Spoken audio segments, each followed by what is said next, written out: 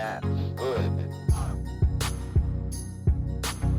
Welcome, everyone, to Season 4, Episode 123 of the Premier Pod. I'm your host, Yash Bika, joined by my co-host, Tyler Chan. Before we get started, I'd like to apologize if my voice sounds a little bit off. I unfortunately got hit with a bit of a sore throat today, so I've been just drinking a lot of hot water with some turmeric, some honey, drinking some soup, just drinking a lot of hot water to hopefully get this sore throat out of the way sooner than later. So apologize if my voice sounds a little down today. That's why it's happening. Got hit with the sore throat. But as we mentioned in the last episode, we had talked about Cristiano Ronaldo, but we didn't recap a lot of the other transfers that happened around Europe because we actually recorded that a day before the transfer deadline day officially ended. So now coming into this next week, now that we're in the final week of international break and heading into a return of club action, we wanted to round up some of the bigger transfers that happened during the deadline day, some that have gotten unnoticed or some that we have noticed that kind of stick out to us. So to start it off, we wanted to kick it with Arsenal. And they made another signing. They've spent the most money this summer, or have spent the most money this summer from across all Premier League clubs. With the signing of Takahiro Tomiyasu, who is a Japanese defender is a pretty versatile defender, can play right back and center back.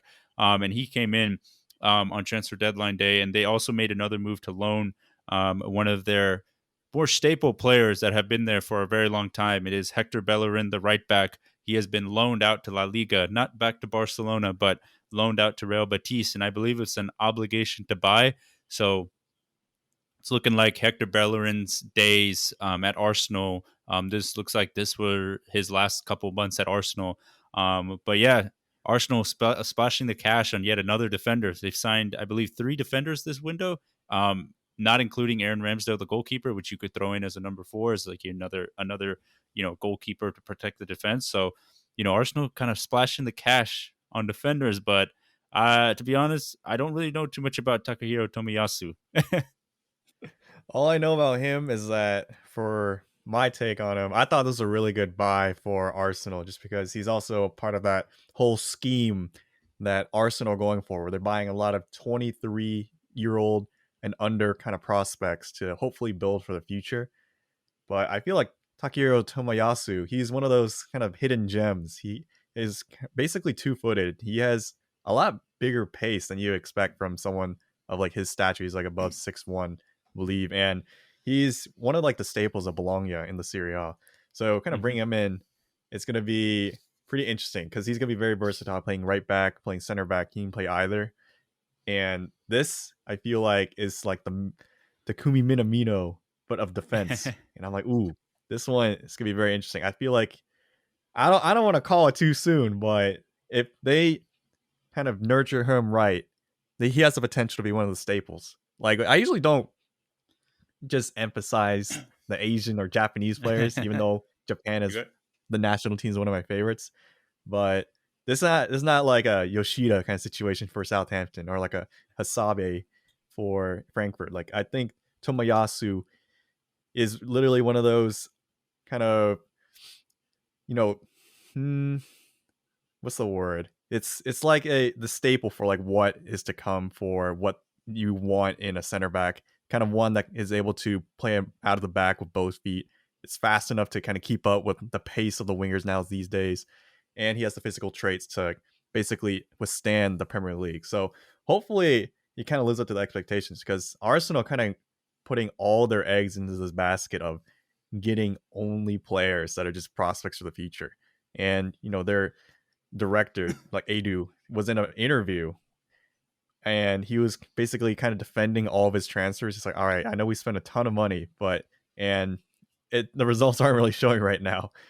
But, we got to wait till all these players are on a team together and playing, and it'll take a few years. And then, like, the interviewer was like, you don't really have a few years in football. Like, you got to get results now.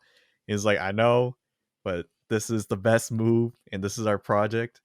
And I don't know what they said to Stan Kroenke to get this plan kind of like pushed out, but I mean, for Arsenal fans, it's pretty much just sadness and darkness for like the next few seasons, because they don't really have that many players that they brought in as kind of immediate kind of boost to the team. Like, sure, they still have their veterans like Lacazette, Aubameyang, Leno, and I guess if Xhaka doesn't get a red card, he's still in there. But it's basically kind of slowly pushing out those last veterans and kind of like milking the blast of them and hopefully getting enough to get into Europa League, get into any kind of European competition with them as is, and then hopefully everyone else that pans out for the future, this whole big bet kind of works out. But Mhm.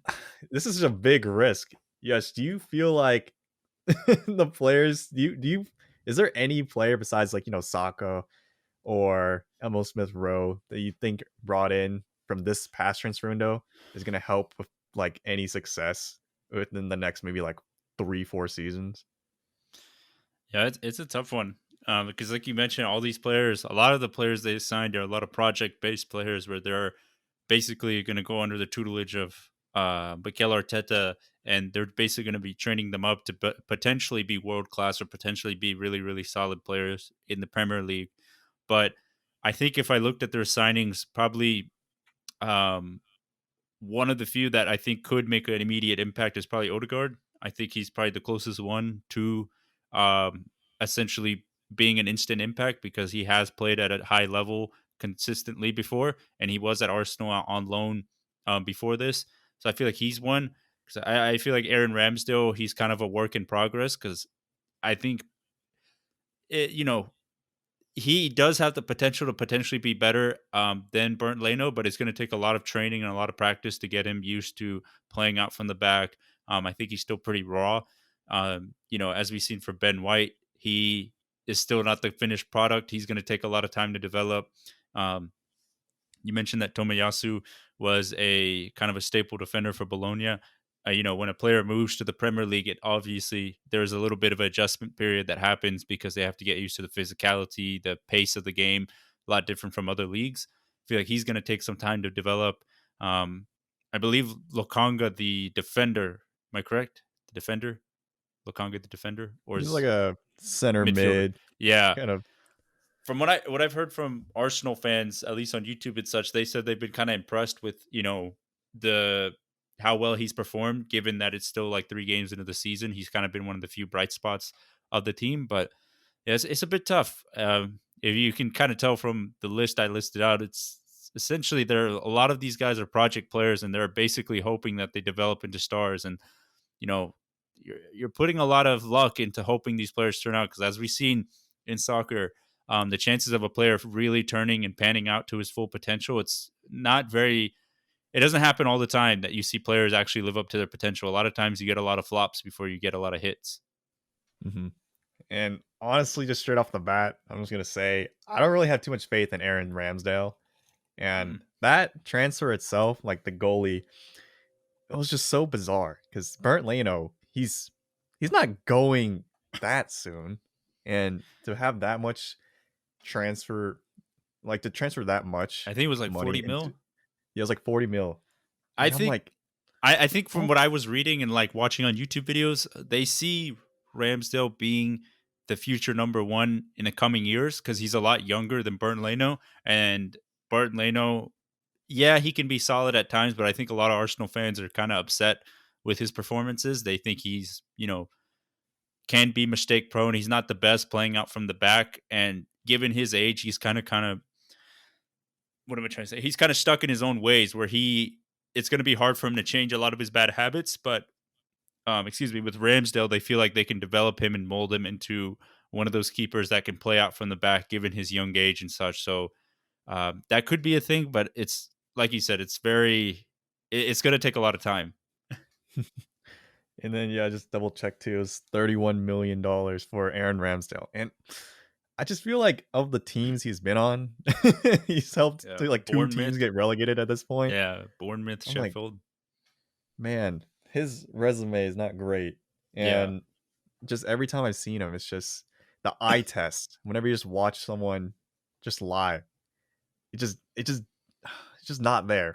Like he's gonna be a good backup, I feel like, but I feel like his ceiling is kind of stuck there as of right now. Cause just Hmm. besides age, that's literally all everyone can really talk about Like in my opinion, every time I hear about him, it's just It's just sometimes he has age. some good reflexes, but like other times it's just like, oh, he's young, he'll develop. I'm like, I don't know. You need some more flashes than that. Like he's still Yeah. pretty far from being able to start for, in my opinion, even like a Premier League team because clearly in the last 2 seasons it has not been working. And now he's Hmm. on Arsenal. I'm like, mate. It's a lot of pressure. Mhm. So, you mean I agree with you. I think a lot of Arsenal fans are left questioning some of these deals because even though they want to have a good team for the future, they also want to be in a position where they can win some games now. And I think Arsenal fans are also looking at across Europe some of the other bigger teams that they're quote unquote competing with. It's kind of shocking that they're the highest net spenders, I believe, or highest spenders across Europe this entire summer transfer window. When you see the likes of PSG signing Donnarumma, Wijnaldum, Messi, Hakimi, all in one transfer window. Manchester United getting Sancho, Varane, and Cristiano Ronaldo in one transfer window. Man City getting Jack Grealish. Um, you've seen Tottenham make a couple splashes.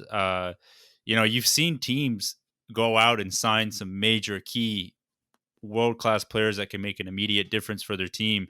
And obviously, Arsenal, not being in the Champions League and the way they've been run recently, don't really put themselves in position to attract these players in terms of their on the field quality. But, you know, for Arsenal fans, I guess a lot of them are frustrated at the fact that they're spending close to upwards of 50 million for Ben White, spending a lot of money on these other project player guys when you're seeing other clubs sign world class players for even less of a fee than they signed for Ben White. So it kind of leaves a lot of Arsenal fans puzzling. But unfortunately, like I said before, when the club is in this type of situation, their hand in terms of where they can kind of get players, it's reduced. And whenever they find a player they like, that club is going to charge a very high tax on it. So they're just in this position where right now they're bad. And because they're bad right now, they need to overpay for players. But once they kind of get back to being back to what Arsenal is, I think they can start getting some of these world class players on better fees. That's the hope. Yeah, That is the that's hope. essentially the hope. Because right now they're digging themselves in a pretty deep hole. So Hmm. hopefully this ladder of players is going to help them out, Yeah. bring them And back what to the promised land of fourth and we place. mentioned him before, but I'll quickly mention him. Hector Bellerin. At his age, I believe he's 26 now. Gosh, if you would have told me like 5 or 6 years ago when he was bursting on the scene for Arsenal in that 2014-15 season and the 15-16 season, I think anyone could have told you like, we thought this guy could have been one of the best right backs in Europe by this age. After a couple like 5 seasons, we definitely pretty much everyone at that time thought this guy could be one of the top right backs of Europe. But unfortunately, it just hasn't panned out that way. The injuries have caught up to him. He doesn't have that same burst of pace that he used to have when he was younger. Obviously, hurting his knee, that's a big reason why. This guy at one point was thought Barcelona were interested in bringing him back like a couple seasons back, a couple seasons ago. But I'm hoping that hopefully Bellerin being back in La Liga, being back in his home country in Spain, hopefully he can kind of recapture some of that old form and some of that old magic he had, because when he was performing well at a right back, he was pretty solid and really fun to watch. So hopefully we'll see some of his best stuff being back at Spain and being in Real Betis. So I wish him good luck, because it'll be cool to see kind of prime Bellerin back again. Hmm.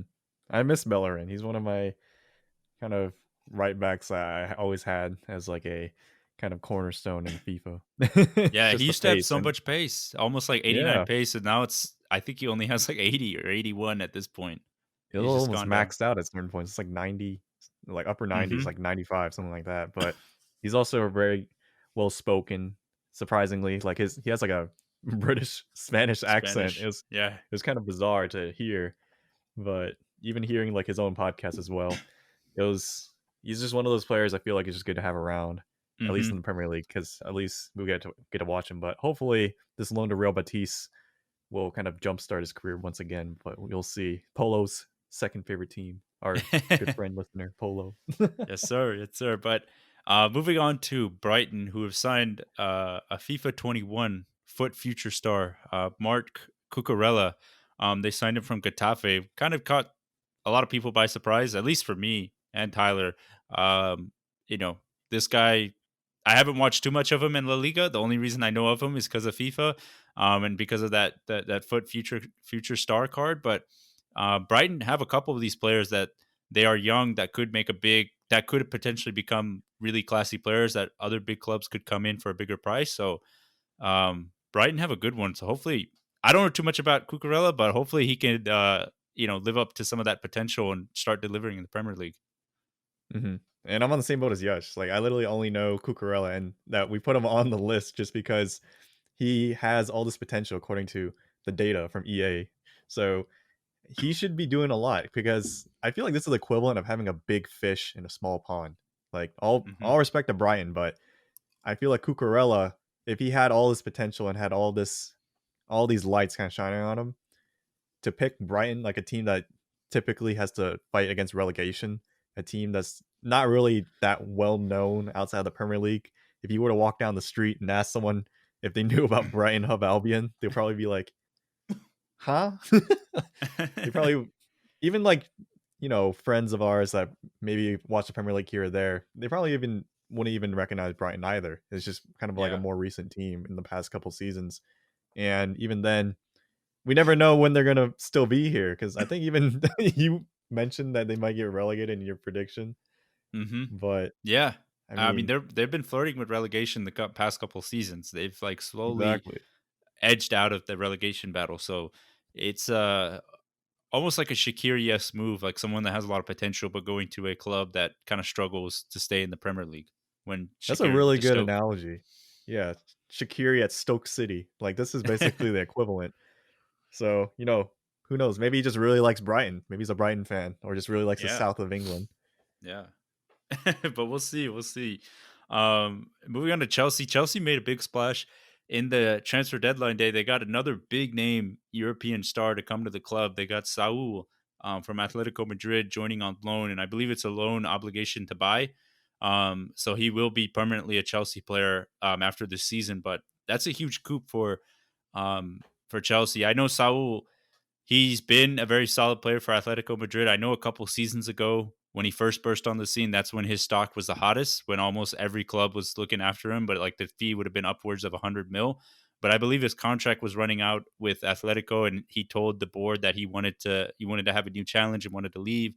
It looked like Barcelona could have been in for him. I believe like Liverpool, Manchester United were interested in him, but it always seemed like Chelsea were like the heavy favorites to sign him or to get him on loan, and they secured the deal. And I think this is huge for them because I've always talked about it before. I know Jorginho won UEFA Player of the Year for his performances in the Euros for Chelsea as well. But I always felt like with Chelsea, they have a good, solid defense. They have a good, solid attack. But I always felt like the midfield, apart from Conte, the person beside Conte, I felt like could be a little bit better. I know Jorginho and Kovacic can be classy at times, but I feel like sometimes they have a potential of getting outran just when Conte's there by himself. But I feel like Saul adds that little bit of something that Chelsea are missing in the midfield. And it just makes Chelsea even bigger title favorites because they signed one of the best strikers in Europe with Lukaku, and now they have a solid midfielder in Saul.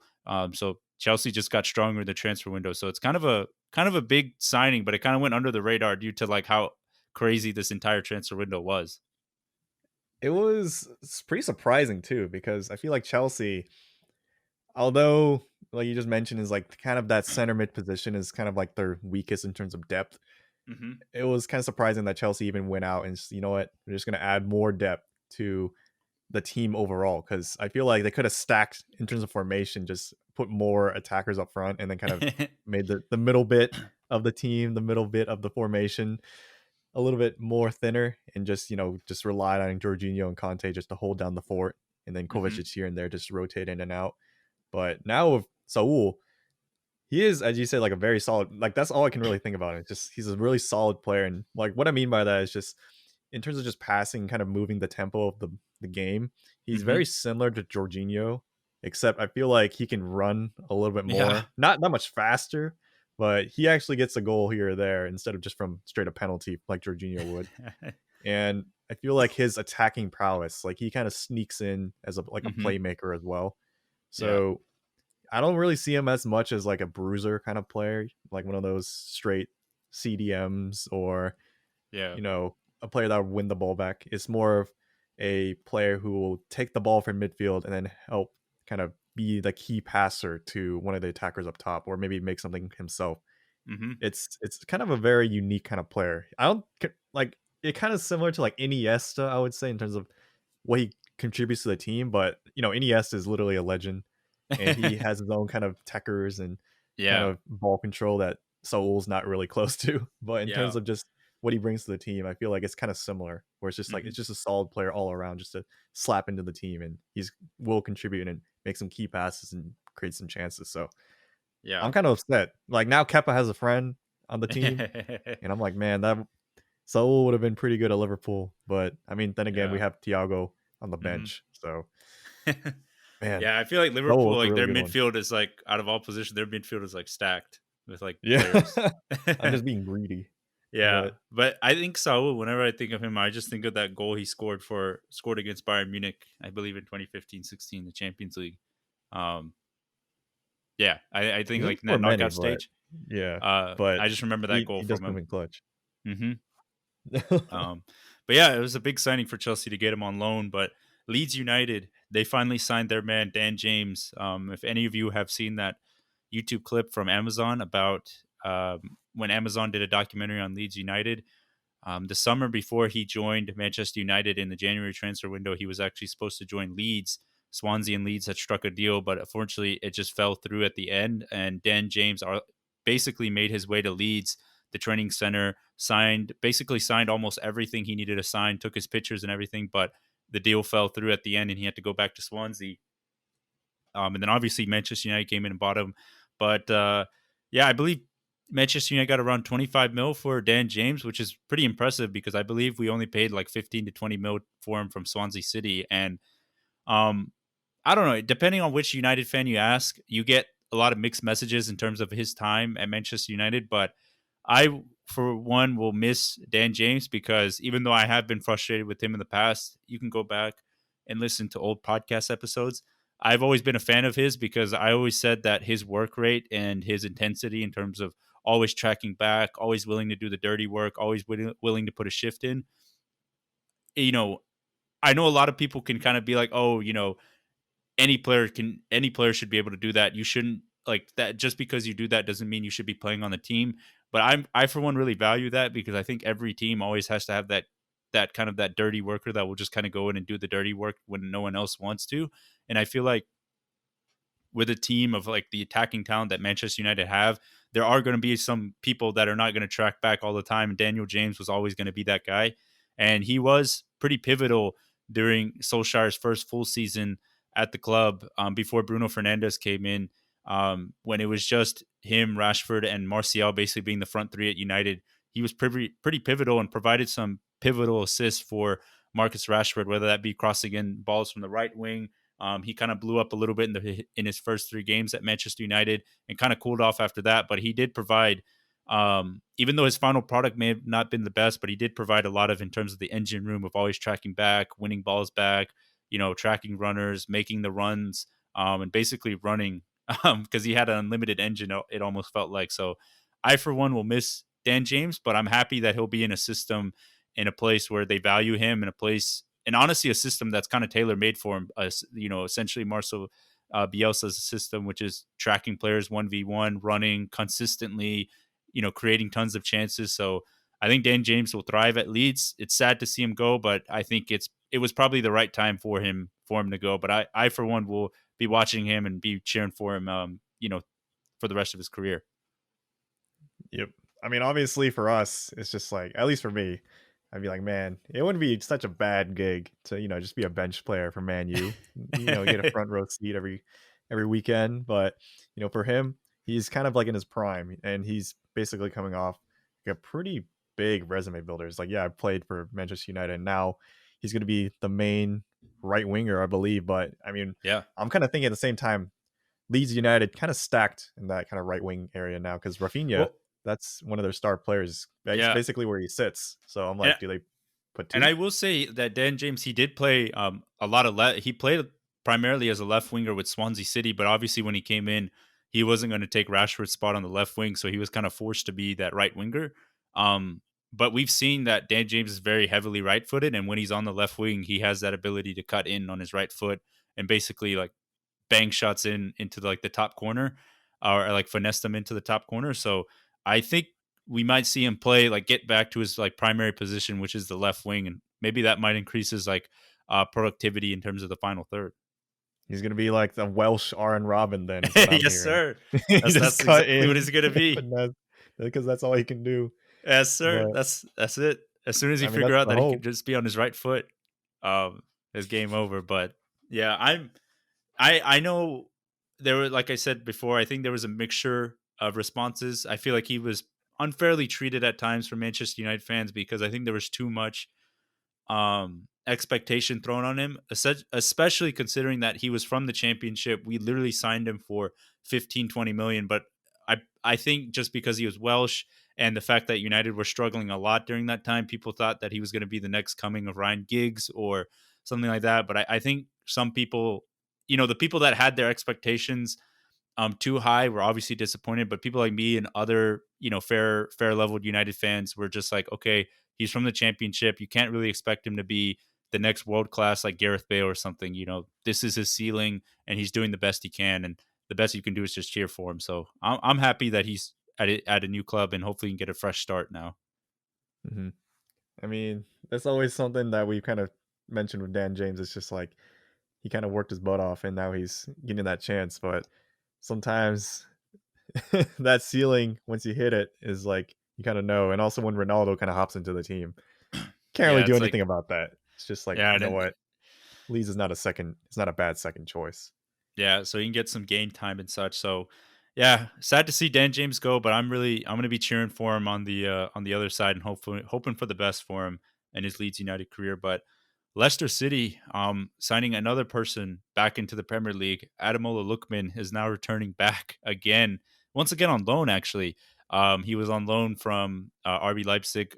Fulham loaned him in. Obviously, got relegated, but now Leicester have signed him. So Leicester have kind of made some decent signings in the attacking front, signing Daka and then now signing Lookman. So it's trying to strengthen their forward lineup a little bit because with Jamie Vardy obviously not getting any younger, they need to start looking into the future. So I think they're making some decent moves, and not to mention that they're going to pair up with Kalichi Iheanacho. So they're making some solid moves up top. Brendan A Rodgers lot of is. pace. Yeah. Just pure pace right here. I don't I don't know, I'm a Lookman. Literally, I believe he was from Fulham, Everton, and he's now here. He's like that one kid who just kind of shows up to games using using like a different person's ID every time. It's just like, man, he's finding his way back every time. But I He feel was the same like, one that did the Panenka, right? In the mist. yeah, he was the one who soiled a Panenka for Fulham and helped him in the relegation as well. So hopefully he's learned from that, and hopefully this is going to be a good kind of building block for Leicester because I feel like Leicester, if there's a team for a young player to go to, if you still consider Lookman relatively young Yeah. to develop, I feel like It's a it would good be team. Leicester.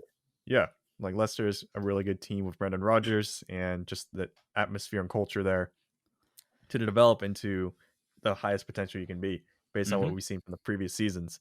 So, I mean, we'll see what Lookman does and see if he gets any playing time over Harvey Barnes or anything like that. Yeah. But I mean, Yeah, this is we'll gonna be a see. very interesting one. Yeah, I mean, that's all Yeah. we can really say for Lookman. Yeah. But I guess moving on to Norwich City, they made some signings that Tyler and I will be familiar with. First, we'll start with Brandon Williams. He was loaned.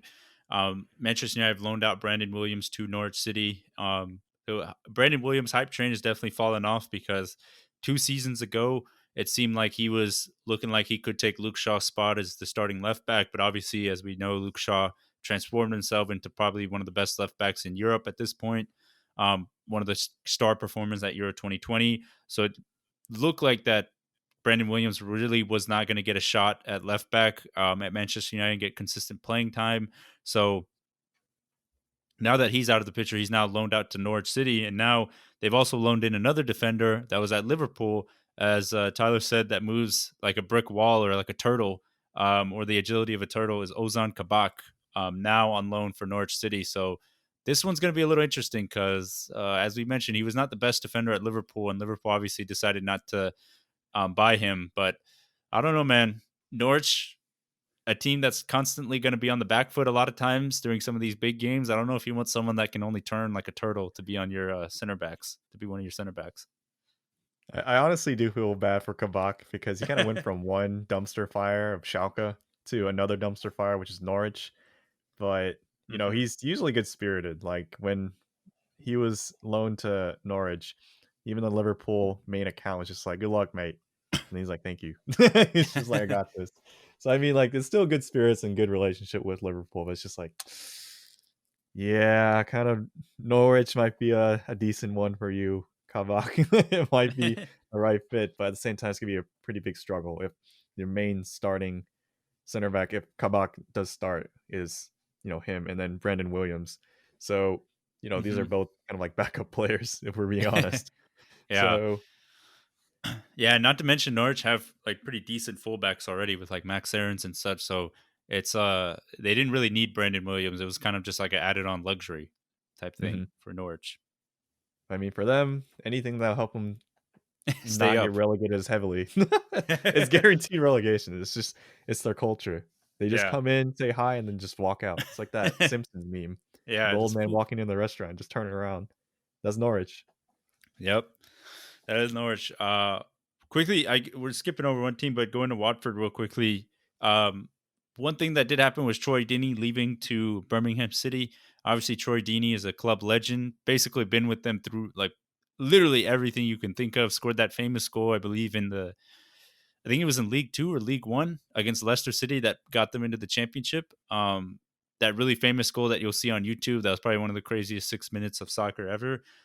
Mhm. Has been, a club legend, captain, done everything at the club, been there when they've been relegated, been there when they've been promoted, has been a staple for them, is now leaving. Kind of sad times. I know they made like a pretty emotional video on social media about it, but moving on from Troy Deeney, you know, will he be missed? He definitely did provide a little bit of something in the Premier League, but obviously at his age, his time definitely did come in terms of performing at a super high level for Watford. So I think they made the right decision, but it is sad when you see a club legend kind of go like that, especially if you're a supporter of the club.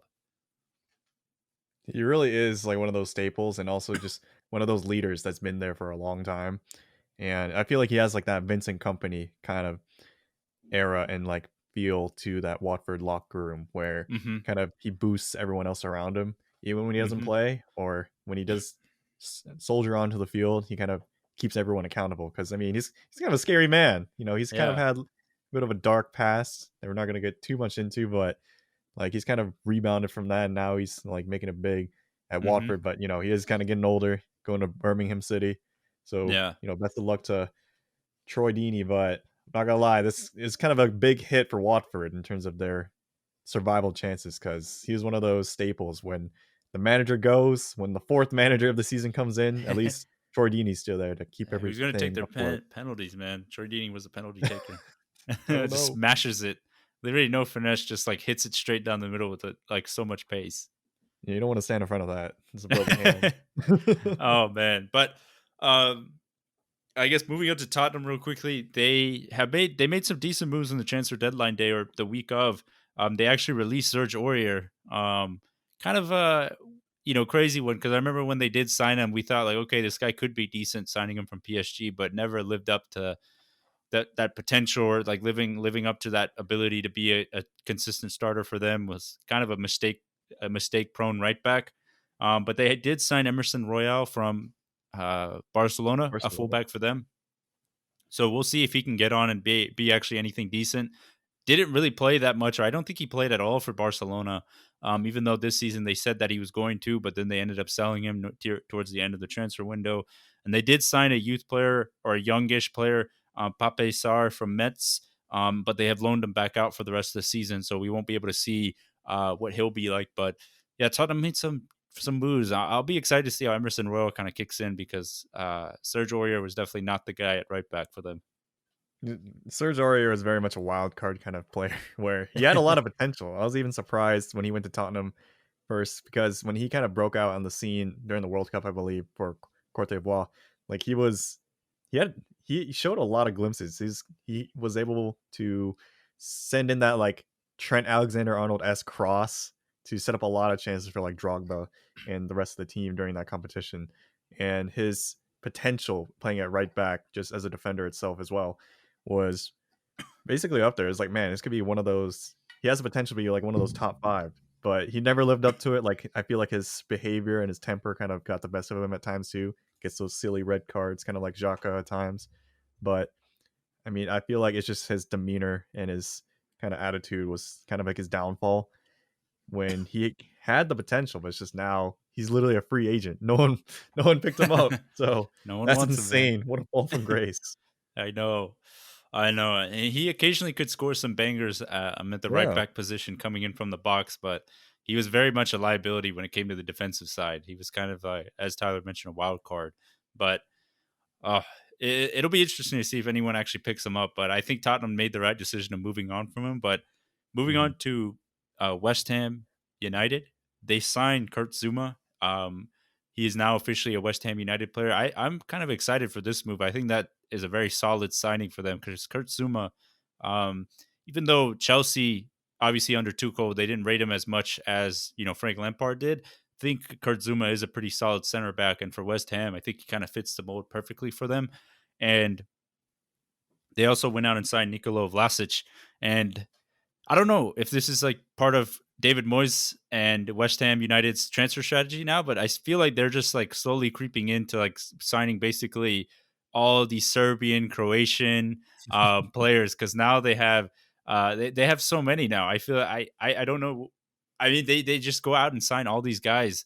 I like all the players that they currently have are kind of blinking with me, but it kind of fits the mold of what West Ham United have been doing recently in the transfer market these past couple seasons, finding these guys to basically be there instead of signing the has-beens or could have been stars of the past. Yeah, I was gonna say like Suchek kind of giving David Moyes some inner Yeah. some inner talks. He's like, hey, word on the street is Yeah, I Vlasic mean, might be look, pretty good. I was gonna say I put up the squad. They have Sufal, Suchek. I mean, Mhm. they're just all just coming in and grabbing all those players. And these are like the hidden gems that no one's really ever heard of. And then now Hmm. they're just kind of booming at West Ham. So for all we know, Vlasic might be one of them. But Kurt Zuma, I think that's a really good transfer as well. It's one of those players that is kind of fringe in terms of reaching potential because he did start occasionally for Chelsea.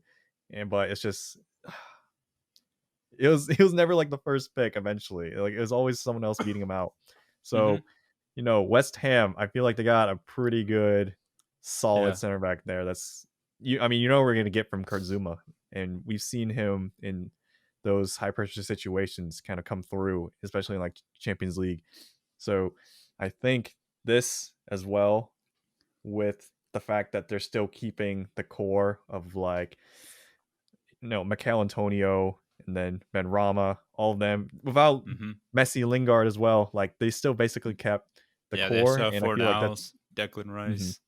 So if They still anything, get they kind of like reloaded, yeah. and these are kind of more depth. I'm not sure if Zuma's gonna get the start, maybe over Craig Dawson eventually, because Dawson's kind of shown glimpses Old. of meh, yeah, old. So I think it'll be good. Imagine Ogbonna, Zuma, it's pretty solid. Yeah, and not to mention they also have Issa Diop, I believe, still, and he's Hmm. Is it relatively Diop? young. I know he's getting like he's not still not the young player that he once was when they signed him, but you never know. He could he does show glimpses and such where he can come in, but Zuma definitely does add much needed backup in that center back position because uh, you know team like West Ham you can never go wrong with some backup and some Hmm. depth. More But depth. yeah, more depth. But Wolves last team here in terms of rounding up transfers, Wolves have they made some made another signing. I was pretty shocked by this one because I was watching the Manchester United Wolves game and they showed a video of Hwang Chan in the stands. I was like, what? Why are they showing him in the stands? Like, why is he there? And then I didn't realize that they literally announced him before that game and they announced him as a Wolves player before the game. And he was out in the stand, out on the field and everything. But yeah, they signed him on loan from RB Leipzig. As Tyler put, 0 goals in 20 Bundesliga appearances. But if you have played FIFA or you know anything about him, he's very fast. And it basically adds depth for Raul Jimenez, but it also adds a lot of scary pace if you play for Wolves. if you play against Wolves, but also if you use Wolves in FIFA, because now they have Adama Traore, Hwang Hee-chan, Daniel Porens, Pedro Neto. And if you know anything about their FIFA stats, those guys are pacey beyond pace. They just have pace for days. So Wolves are going to be a scary team to play as in FIFA. I feel like Wolves would be that team if you're having a FIFA party and you pick them, like everyone's going to brush you off because probably everyone you play with is going to be picking PSG, Barcelona, Real Madrid, Manchester United, and you're going to be like, why are you picking Wolves? And then when you start cooking them like 4-0 in the first half of the game, you'll know why, because of the pace they have up front. Yeah, you just get that like 4-2-4 formation, just all four Just base on the top. I'm genuinely excited for Hwang Hee-chan. He's one of my like favorite up and coming players. And when he was at RB Salzburg with Minamino and they faced Liverpool, like they kind of like both of them kind of went off, like Hwang Hee-chan and Minamino. And when Minamino went to Liverpool, we were kind of still figuring out. I was like, all right, which one was like the true beast between the two? Was it Minamino or was it Hwang Hee-chan? And when Hwang Hee-chan went to RB Leipzig and couldn't score in the Bundesliga, we kind of quickly could tell it was Minamino that was the true beast. But I feel like Hwang Hee-chan, given that he has the same last name as me, my long lost cousin, I still feel like he has a lot of potential because he has like the physical pace that's kind of like Warner-esque, where he is the starting striker for the Korean national team, and he Mhm. has the pedigree from being at Salzburg and Yeah. doing big things in the Champions League for a team of that like caliber, which kind of you would expect to struggle, but with him and Minamino in the same system, like they managed to bounce off between each other, and like Hwang Hee-chan got that big move to Leipzig for a reason, to take over for Mhm. Werner basically. But it just hasn't worked out at Leipzig. And I feel like at Wolves, with all the players up top, it might be a little tough to break in, but with the depth that Hey, he he can just bring to he he maybe just has to be look. better than Fabio Silva. Yeah, true. You just have to beat out Fabio Silva. The big kind of transfer that they picked up last season, that like I believe he's like 18, 19 years old, Yeah, he was and so like expensive. He's striker. from Porto, and just I mean, Mhm. obviously he's very young, but he just didn't do anything last season. He could not score It goals. just did not live up to the hype. But Mhm. Hwang Hee-chan though, he has that pace. And if Mhm. we rave about anything in terms of the best physical trait to have in a player, it is pace. So I'm so excited just to have Hwang there because I Uh, rarely really get to see him either. So mhm. having him here in the Premier League, it's gonna be exciting, and having him maybe sub out for Raul Jimenez at times, it's gonna bring a whole Mhm. different dynamic to the front. Because I will say Trincao coming in from Yeah. this season, He's looked pretty he's solid. he's looked really solid so far. I mean, granted, Yeah. some of his finishing's kind of Yeah, no, sus, but I mean, he's not very good in front of goal. I think that's yeah, been a but problem with all these forwards. They're very fast, but they're when they get in front of goal, they're kind of meh. the So you final just need like a product. high quantity of chances, essentially. And I mean, that's what they do at Wolves. I mean, the the results don't really show it.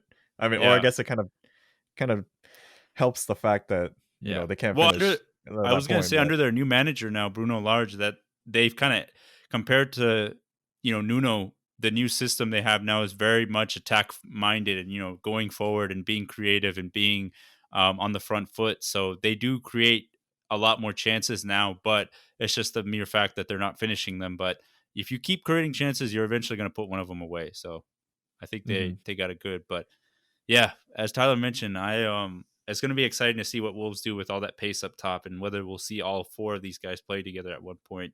But I know we're running in like 43 minutes now, but wanted to move quickly to the I guess main topic is the Champions League preview and Europa League preview and Europa Conference League preview for the Premier League teams that are involved in these competitions. Obviously, the big boy competition, Champions League, we have Group A, Club Bruges, Man City, PSG, and RB Leipzig, which is a pretty, you know, not the easiest of groups. It's a pretty tough group, especially if you're Manchester City. But I guess I'll give my prediction real quickly on this one. I think it will end up finishing PSG 1, Man City 2, Leipzig 3, and Club Bruges 4. But I think it honestly could be a toss up with Leipzig and Bruges because I think Club Bruges, as we saw last season, um, they can provide a little bit of a challenge for these big teams, especially if they're not prepared for them. And RB Leipzig have lost a lot of talent, so it's going to be kind of tough for them. But I for sure think PSG and Man City will make it out to the knockout stage because they're just too strong for these other two teams. Yeah, I'm gonna completely agree with you, Yesh, in terms of what's gonna happen with Let's this group and who's go. coming out. Because the drop off between Man City and PSG to the next team is so significant. It's like it's not even a competition. RB Leipzig also lost Sabitzer, and Yeah. Oh, I was it yeah, that's they lost Sabitzer, um they lost Konate, and then they lost Upamecano. And they lost their head coach to all and they lost Wong, dude. They lost Wong Yeah, Yi-chan. It's they like, lost what are they doing? everyone. And then Club Bruges, they have the the biggest gem of them all, Simon Mignolet in goal. Like that's it might be a shutout for RB Leipzig against Bruges, so it might be a sneaky third place for Bruges right there. So, oh, this is a tricky one for third because RB lost so many players, as you said. So you Mhm. know what? I'm gonna switch it just to change it Nice. up. I'll Let's put go. PSG first because of Messi, and then Man City second.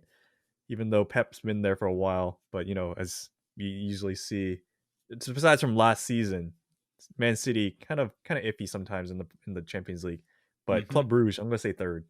RB Leipzig, gonna be a rough one. So I'm gonna say fourth. Let's see it. All right. That's a prediction for Group A. And then moving on to Group B, which I think pretty much everyone considers the group of death in the Champions League this year. We have Liverpool, AC Milan, Atletico Madrid, and Porto. Really, really tough group. And there's, very big toss up on how you could rate in terms of who finishes where in this group. But go ahead and give my predictions. I think Atletico are going to be really good this year, but I feel like Liverpool are probably going to have that little bit of an extra edge to kind of get some revenge on Atletico. Even though Atletico did bring back, Antoine Griezmann, they did sign Rodrigo De Paul. They've made some good signings. Luis Suarez is still with them. Obviously, he'll be returning to Anfield. I feel like Liverpool will want to get that revenge game back on Atletico. So I think that will give them that extra bit of push to finish first in the group. Then obviously, I think Atletico are the second best team in there. So I'm going to put them at number 2. Then from Porto and AC Milan, I feel like that is a big kind of toss up.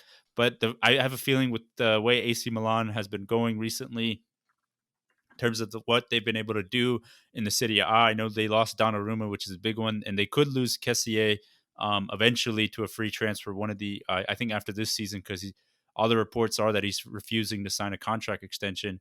I still feel like they have a decent squad and a pretty good squad already, and the fact they added Olivier Giroud, they have Zlatan Ibrahimovic coming back from injury. I think they're going to finish third. And I think Porto, even though they do show up and they're kind of a surprise team every season in the Champions League, I just think this group will eat them alive, and I just don't see them finishing third. So I'm going to go for them fourth. Hmm. For me, this group, ooh, I like it a lot as a Liverpool fan because every match is gonna be very interesting. But it's a little scary. I'm not gonna lie because Yeah. some of these teams they can sneak some points out of Liverpool. But I think with all these players, as we mentioned in the last episode, for Liverpool coming back from injuries and having that depth back for the team, that's gonna really help out. Whereas the other teams like AC Milan, Porto, I think the depth is really gonna hit them this season. Even though there's a lot of times on AC Milan, but he's an old man now, so we'll Yeah. see. But Atletico Madrid, we kind of also mentioned all those players of Griezmann coming back wearing the number 8. It's kind of weird to see, but Joao Felix, we got to see if he's going to step up Yeah. this season too, because I mean, There it's like was a video of him apparently basically training as a defender. People were making jokes that um, Simeone is going to turn João Felix into a right back one of these I mean, days. against Liverpool, I wouldn't be surprised if they just park the bus because I mean that's what they do. Atletico Madrid's just gonna hold tight. Let's just sit back and just get that 1-1. So I Yeah. think that first 2 spots is gonna be really close. I think it might even be goal difference, but I'm gonna give the Hmm. edge to Liverpool getting first, Atletico Madrid getting second. I'll say AC Milan based on their season form last season, where they got basically second place in Serie Yeah. A. Big surprise jump there is what Arsenal is hoping to do one day. I think they're gonna get third, and then Porto. I can't even name that many players on Porto right now besides like Pepe, the Yeah. center back. I guess So one player is Luis Diaz. He had a very good Copa America for Colombia, but that's essentially it. It's not a lot. maybe like Joe Corona. for Mexico. Yeah, Tecatito Corona. Yeah. That's about Um, yeah, it. essentially, that's literally it for Porto, at least from our head and what we can think of. But yeah, it'll be interesting to see how Porto kind of do there. But I guess moving on to Group F, um, this is Manchester United group. We have Atalanta, Manchester United, Villarreal, and Young Boys. Um, Sneaky good group in terms of it's sneaky challenging. I feel like this is not some easy group. It's going to be a pretty challenging group, but I think Manchester United have the best squad from all these teams in this group, so they should finish first. But as we know, Manchester United in Champions League have a tendency to slip up recently. But I still feel like with Ronaldo coming back, with the new players they brought in, with Varane, feel like they're going to have a much more of a better understanding of how to handle these Champions League moments and have a lot more steel behind them than they did last season. So I'm going to go for them to finish first. I actually think between Villarreal and Atalanta, I'm gonna roll with Atalanta. I know they've kind of been like that dark horse in the Champions League recently of kind of making these long runs and kind of being the surprise team. I know they've lost a couple players recently, but I still feel like they're still a solid team. And Villarreal, they actually finished seventh place in La Liga last season, and they basically qualified for Champions League because of beating Manchester United in the Europa League. I know they play Emery ball, but I think Manchester United are going to go seek out revenge for them in both ties. So I think Villarreal will kind of be out of luck there, and I think Young Boys will finish fourth. So I'm going United first, Atalanta second, Villarreal third, and Young Boys fourth. Ronaldo being at Manchester United, that's the big factor I'm kind of putting in there. I think Man U, you're a little scared, but Yeah, I feel like with Ronaldo, it's a whole different game. This is his competition. This is yeah, his trophy that he usually typically wins, at least and under not Real he has Madrid. Varane too. Varane has won this Yeah, it's his multiple old times as buddy. well. Yep. So that's adding on to the Manchester United team that did so well in terms of it did so well in terms of retaining the good players. Like Yeah. Pogba's still there, Rashford will be there eventually. Hmm. Cavani's still there. Like literally the Yeah. depth is there. And you just add on top of it. It's like having pancakes and you added some whipped cream on top and some syrup. It's like it's gonna be insane. So I think Man U, I think it's gonna be pretty clear for that for the first place. But second place, Atalanta. I would usually pick Atalanta based on the fact they also did finish third in the Serie A, but they lost Papu Gomez to Sevilla, and Yeah. as you said, they lost to Paul to Atletico Madrid. Those two, I feel like, are pretty much enough to make it a little bit more of a competition between them and Villarreal. Unai Emery with Villarreal has shown, based on the Europa League last season, unfortunately for Yush, that in one-off competitions like this, they could show up. But I think just the available talent that's between the two teams, I feel like Atalanta still has a little bit of that edge with Christian Zapata still there at Atalanta. So I'll give it to them. I feel like Villarreal, they want to win the Europa League again. It's gonna be like a Sevilla type situation, and then Young Boys, they're just happy to be there. They're just there, but Yeah. you never know. But I think it's gonna be United, Atalanta, Villarreal, and then Young Boys as the order. Yeah. Yeah, we'll see. I'm hoping that confidence Tyler has at United kind of comes to me because right now I'm still a little nervous. You never know what sometimes with You have United in Ronaldo. Champions You League. literally have Yeah. Ronaldo. Hey, I've been scarred too many times now, so I got to keep my Hey, guard up. But moving on to Group H, we have the last Premier League team in the Champions League competition. We have Chelsea, Juventus, Malmo, and Zenit. I think it's pretty clear, obvious favorite here. I think Chelsea will easily finish first place here. They have the best squad out of all these teams in that group. I think Juventus will finish second. I know Juventus are struggling right now in the City A. Only it's been a small sample size, but they lost out. They lost Ronaldo. They're kind of adjusting post Ronaldo period, but I still think they've got solid players. They've got some solid players. They've got some solid players coming in. Um, They've got some solid players coming in. Sorry, I got some weird technical difficulties coming in, but I got some solid players there. And I think Zenit will finish third and Malmo will finish fourth. this group, yeah, Yosh is basically, you kind of nailed it. Where Chelsea is going to be basically run away. Where I don't know, Juventus, Dybala is now the head honcho now once again, and with Ronaldo, it was a little kind of iffy for Dybala. where he kind of played behind him, but he couldn't really get as many goals as he previously did when he was like the main man wearing that 21 on him. So maybe Hmm. it could be a rejuvenation for Dybala because low key one of my favorite players and also had the same haircut. But I think Juventus have also been struggling post Allegri under Pirlo. I did not really like Pirlo as a coach. I really like him as a player, but as a coach, it was kind of rough. Yeah, So not I it. mean, I still think they're kind of recovering from that.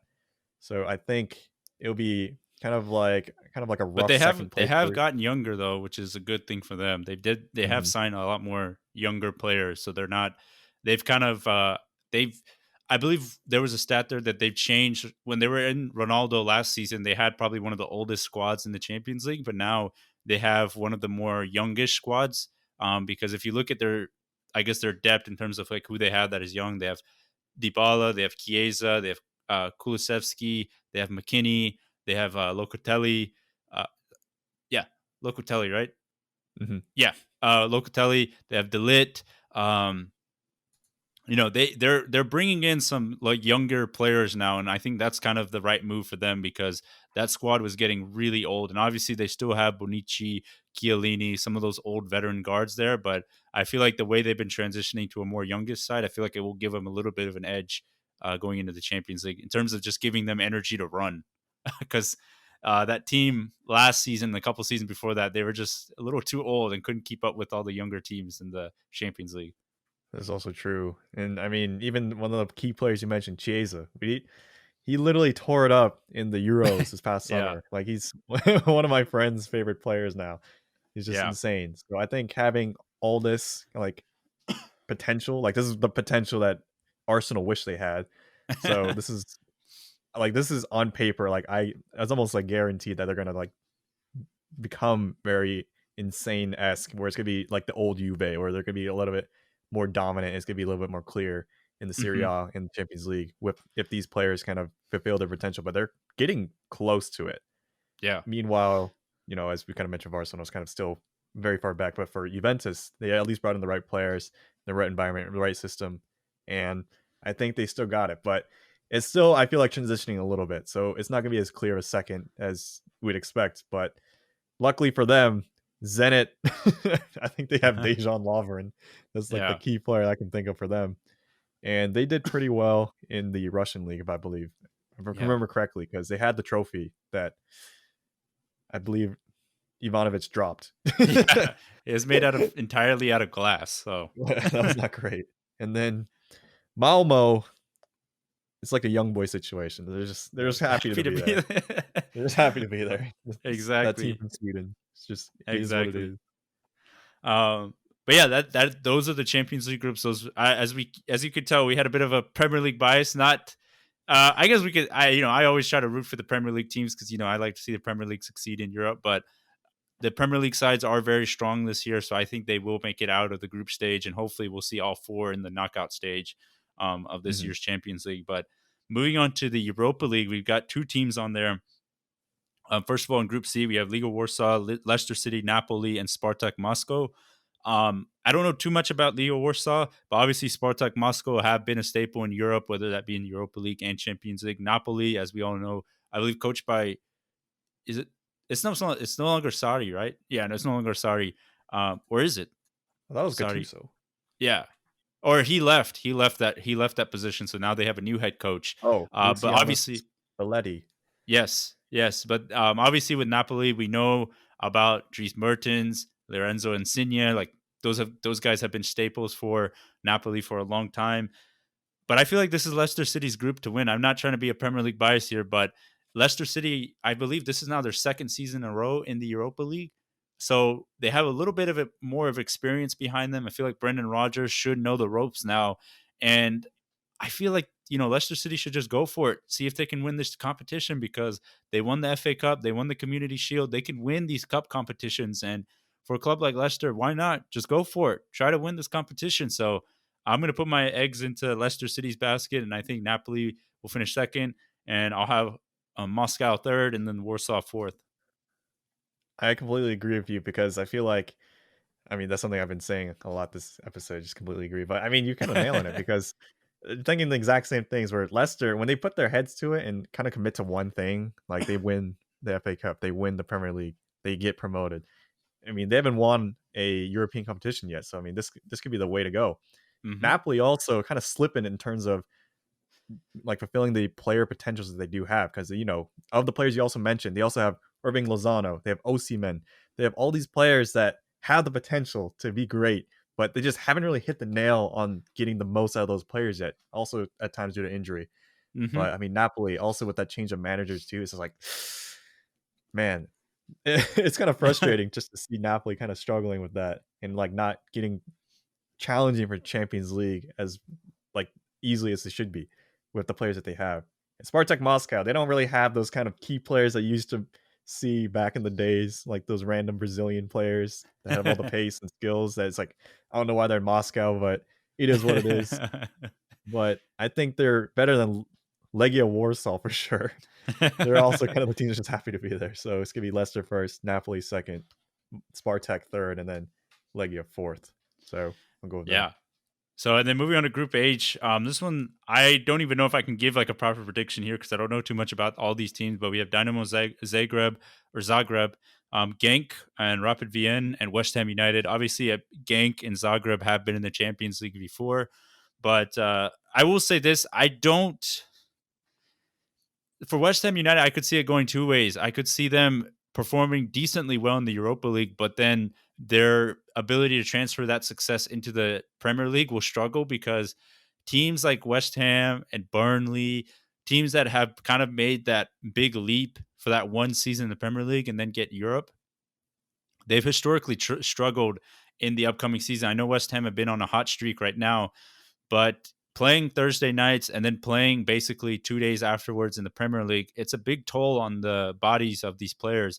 And, they did sign Kurt Zuma. They did sign Vlasic. They have made a couple signings to increase their depth in certain positions. But I could see them going where they dominate the Europa League, but then struggle in the Premier League. But I could also see them basically struggling in Europa League and getting adjusted to Europe, but then doing decently well in the Premier League. And I'm kind of leaning towards they might struggle a bit in the Europa League. So I think they will actually potentially sneak in and get second, but I could also see them finishing third in this group.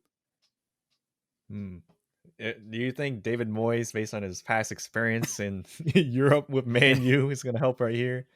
I Uh, don't it- think so. yeah, I Not gonna don't think lie, it's he going to wasn't great help. the first time, but I think Dynamo Zagreb last season they actually were kind of sneaky in terms of doing really well in the Europa League. If I remember correctly, this one player that just kind of went off for them like 99.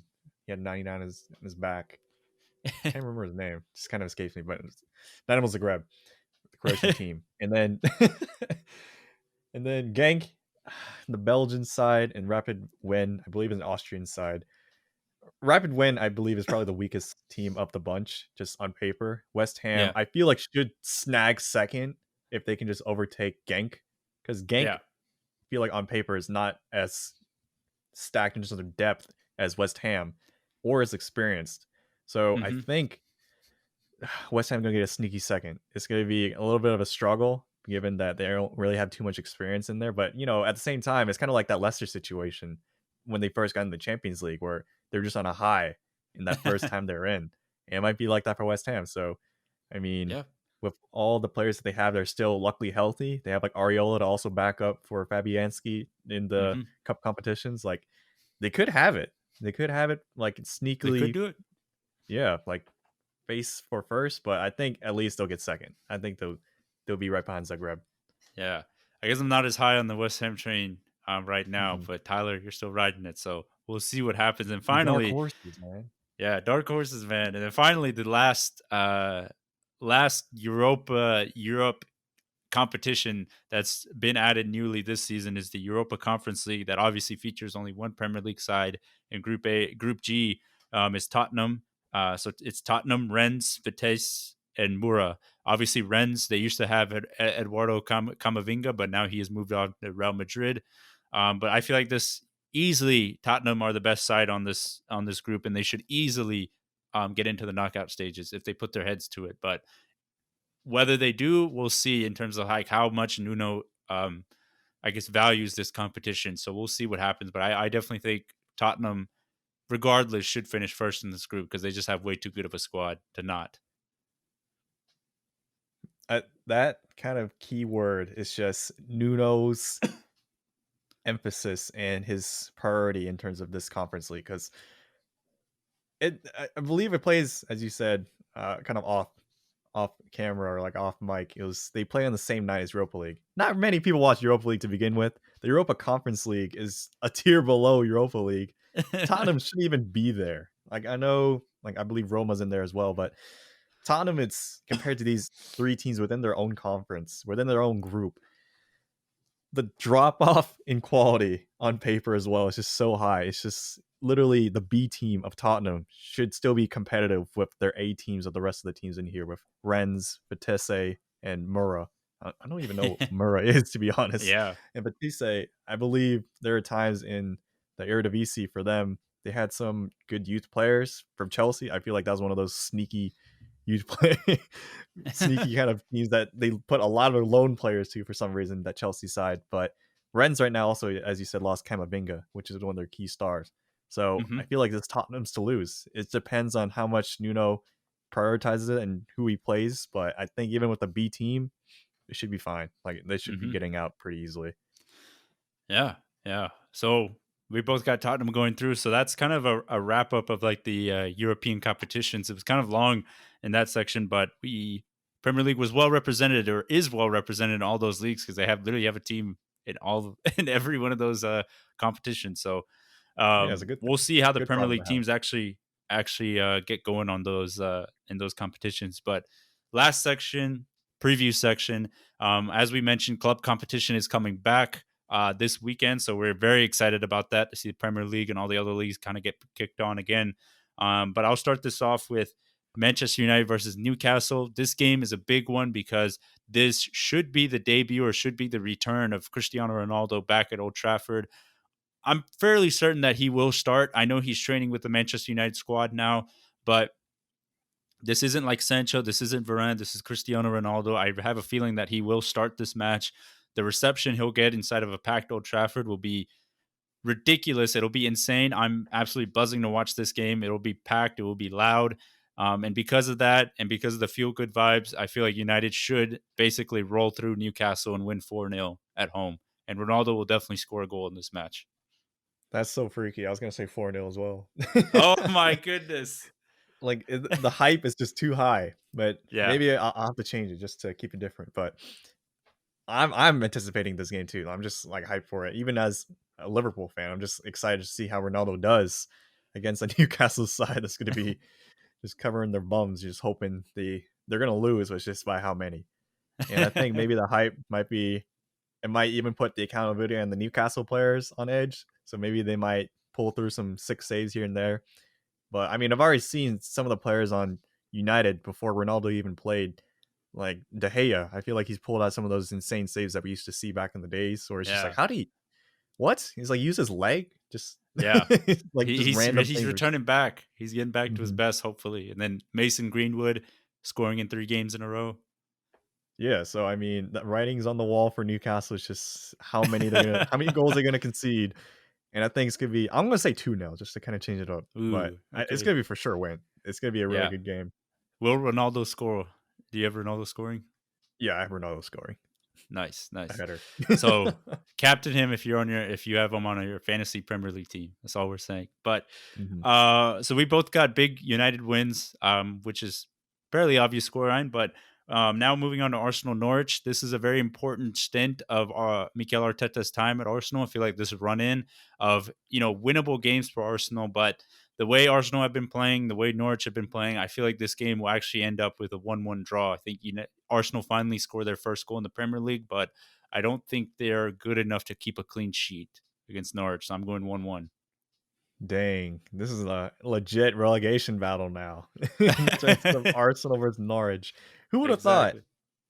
Not me, but Yeah. I feel like Arsenal, the burner's right underneath Edu and Arteta's butts right now. Like, there's no way they can leave this game and get a draw or a loss. There's like no way they can accept that. Xhaka, I know, won't be at this game, unfortunately for them.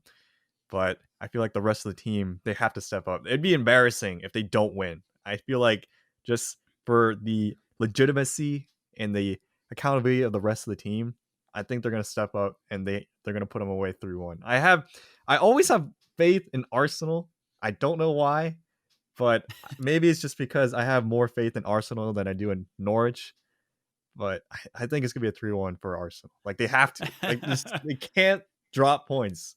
Like it's just no way. All right. All right, you got a 3-1 win. I still think that they're going to struggle a bit, so I'm going 1-1 draw, but I like the enthusiasm there. And then finally, I guess you could call this the biggest game of the weekend. We have Leicester City versus Manchester City. Leicester have shown that they can be a thorn in any of the big six's sides whenever they play up to it and whenever they're on their form. But I don't know, man. I don't think this is going to be the game. I think Man City are just a tad bit too powerful. I think they're going to be rolling, and I think Man City will win this game 2-1. Hmm. Man City also already slipped up a little bit this season, and they can't really afford it anymore. Like Pep Guardiola probably is already going off on his play. Just like how no, we can't do this again. It's like no, it's gonna be unacceptable for them. And I mean Leicester, compared to last season, it's gonna be. I feel like they're not as strong, in my opinion. Like Mhm. although they kept most of their players as well, it's just I don't know the jump between last season and this season. It should be higher, but I mean, Man City they literally have two teams worth of starting 11s. Yeah. It's hard to really bet against them. So I'm Mhm. gonna say Man City actually win 1-0. Actually, wait, Ooh. I'm gonna take that back because the Brazilian players from this past international friendly competitions during the Argentina Brazil game, they had to be Yeah. quarantined because there's a few players from the Argentinian side that failed the COVID protocols or they Mhm. didn't really follow them, which is why all of them Yeah. Brazilian players had to be quarantined. And I think that might delay Ederson coming back into the side and maybe Gabriel Yeah. Jesus too. I mean, Zach Steffen, he's all right, but against a Leicester Yeah. team, if they smell blood, I mean, they can be that thorn, as Yash mentioned. So if the Brazilian players are back and Pep just slots them in, I would say a 1-0 for City. But if they're out, I would say a 2-1 to City. They're gonna win no matter what. Okay. But I think it's gonna be dependent on who's playing. Yeah, I think I'm gonna roll with the 2-1 win for City, but you said they'll win regardless, but how close it will be depends on who's starting. But I like that. We're both counting. We both got Man City winning this game, so it should be a fun one. But Mhm. yeah, that kind of wraps up a long-ish episode. I know we previewed a lot of things, recapped a ton of the transfer window, but we are, like we said before, we are excited that the club football is back after this international break. But no actual video on the YouTube side will be, because I was sick, I was not feeling the best, so no video on this week's episode. But you can obviously still catch the video or catch the podcast on YouTube if you would like. And if you do follow this, if you do listen to this podcast, and you listen to an Apple podcast, if you can leave us a rating or review on there, that would be great. But like we said before, it's not mandatory. If you'd love to share this podcast with someone that is also interested in soccer or the Premier League, we definitely appreciate it. We love the support anywhere we can get it. You can also reach us at the Premier Pod on Twitter and Instagram. Ask us any questions you would like, and we'll make sure to answer them on any of the next future episodes. So once again, thank you all for the support. We definitely do appreciate it, and we do see it. So thank you guys again for listening to us. And yeah, that kind of wraps up season 4, episode 123 of the Premier Pod. Thank you guys so much for listening. That does it for us. Peace. Peace.